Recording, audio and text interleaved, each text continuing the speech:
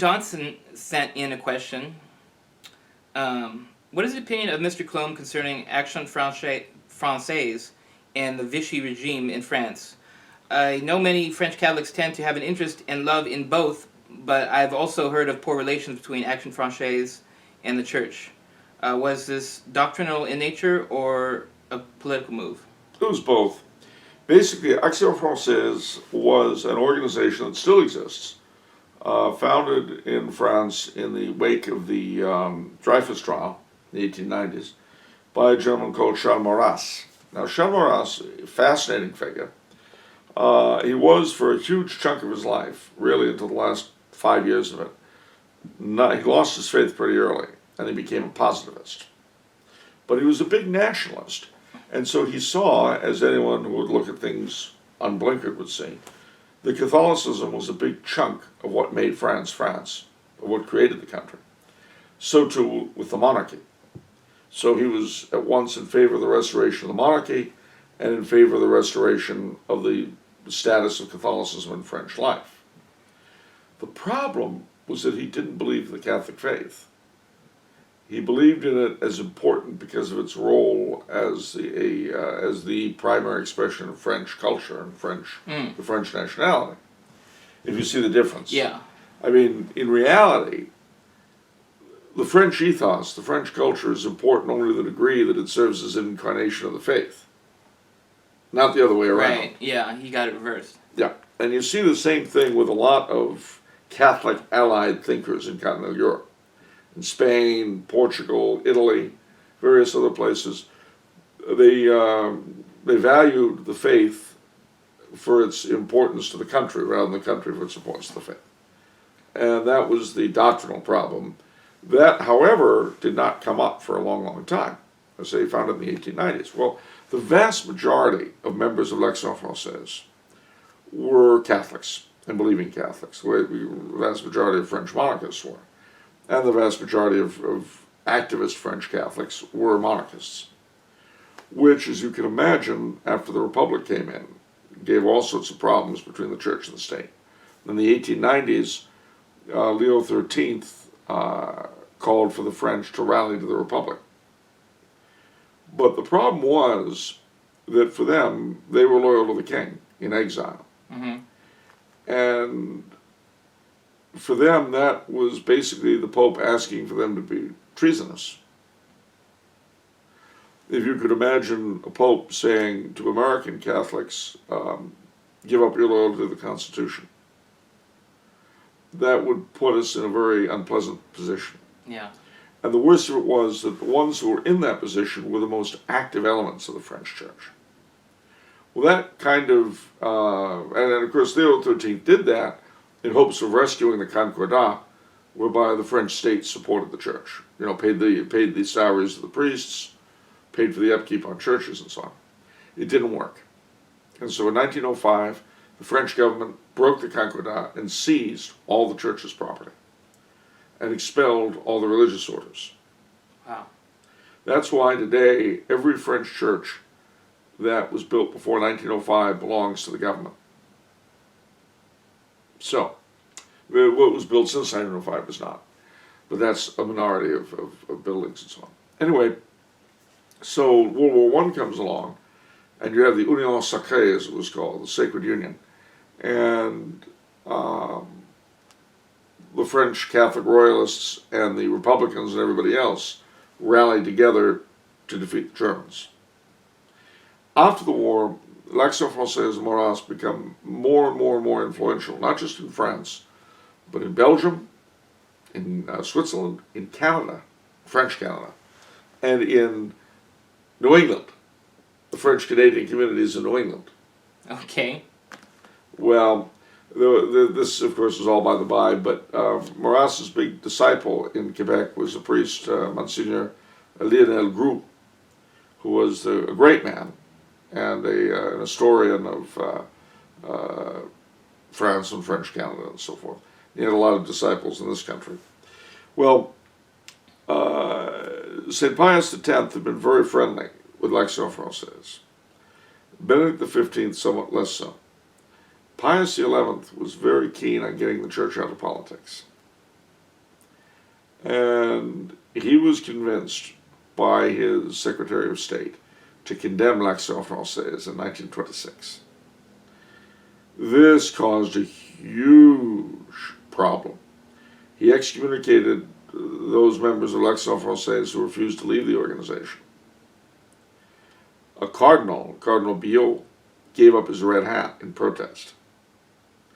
Because on the one hand, Maurras was, as I say, not a believing Catholic, but on the other hand, his ideas were held by a ton of believing Catholics. And again, as with the Ralliement under Leo XIII, some of the most active in doing the work of the church.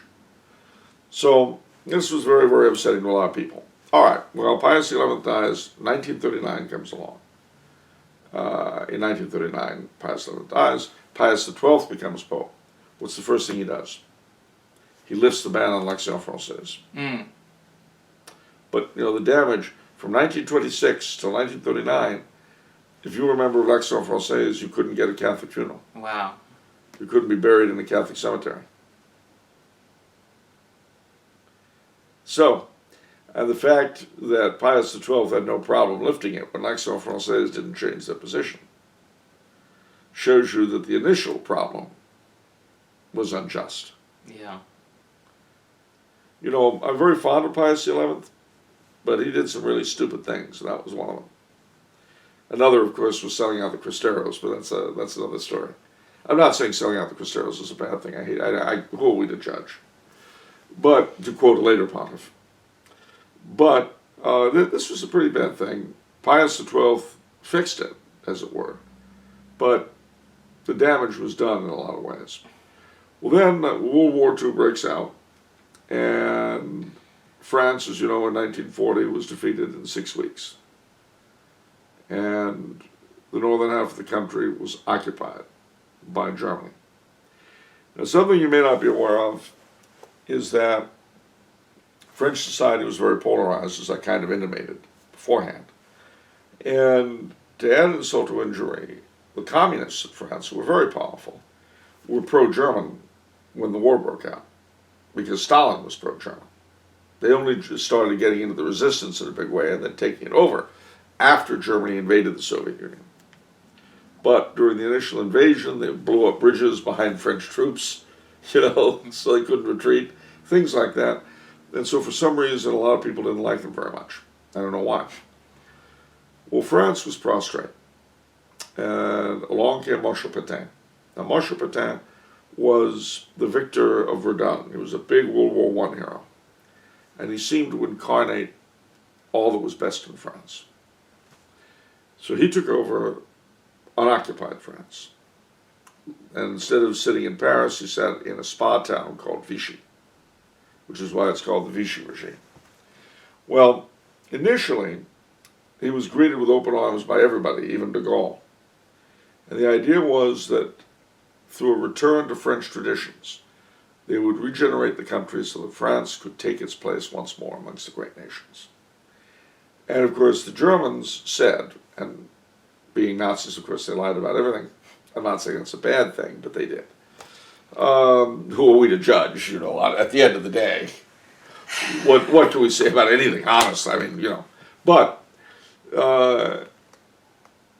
Marshal Pétain was under the impression that he would be allowed to address the regeneration of France, thus aiding all of Europe, and the Germans would be happy with this. And they certainly thought they were. They said the Germans said they were.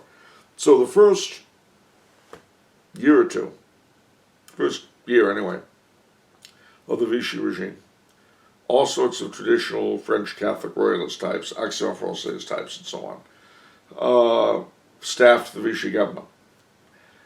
All the colonial empire, with a few exceptions, swore allegiance to Vichy. This was the French government. And remember that Pétain had been voted his authority by the last French parliament. So strictly speaking, that was it. But in London, a former disciple of Pétain declared that France was not defeated and would go on fighting. His name was Charles de Gaulle, and his group was called Free France. Well, the Vichy government did a lot of things, actually, some of which still economically and so forth are still with us. And they wanted to revolutionize French life and get rid of the decadence which they believed had brought about the defeat. The Germans, of course, had other plans. And after about a year, they began putting pressure on Pétain to replace the traditional Catholic types with old socialists, real Nazis, people Wow. like that. There, of course, was also pressure on Pétain to deal with the Jewish problem.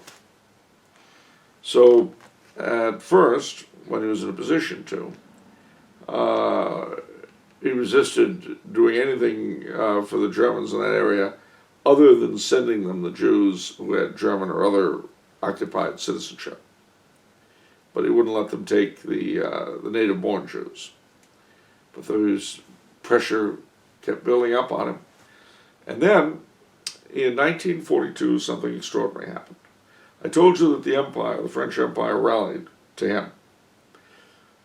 Piece by piece, it got conquered by de Gaulle and his allies. Now, the thing about de Gaulle was that Franklin Roosevelt hated his guts and wanted very, very much to get rid of him. And de Gaulle was too smart for Roosevelt, though, I have to say. For instance, Roosevelt said that he didn't want Martinique and Guadeloupe, which were two French islands in the West Indies, still are, to be taken from Vichy by the Free French. They should be occupied by the Americans. But de Gaulle got them before Roosevelt did. Mm-hmm. And in both cases, the Americans arrived and they were already in Free French hands. And de Gaulle was annoyed. Anyway, so in 1942, the British and Americans attacked North Africa, French North Africa, Morocco, Algeria, Tunisia. In response, the Germans occupied the rest of Vichy France. But Pétain ordered the Navy at Toulon to scuttle their ships.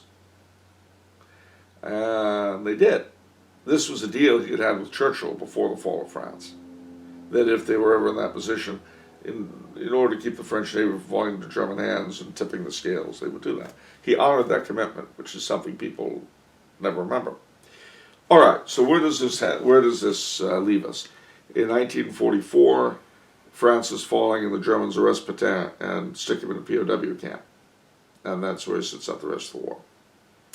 Now, as you can imagine, and then of course by this time the communists had taken over a big chunk of the resistance.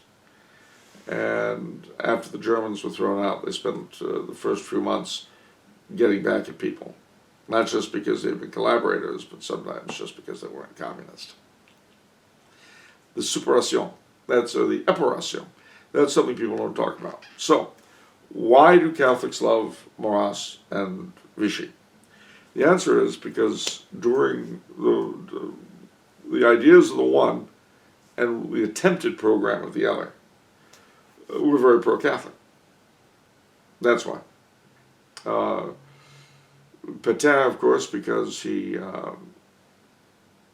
did not defend the Jews to the liking of people who weren't there at the time, is considered a horrible anti-Semite by some. But I don't believe the record really upholds that.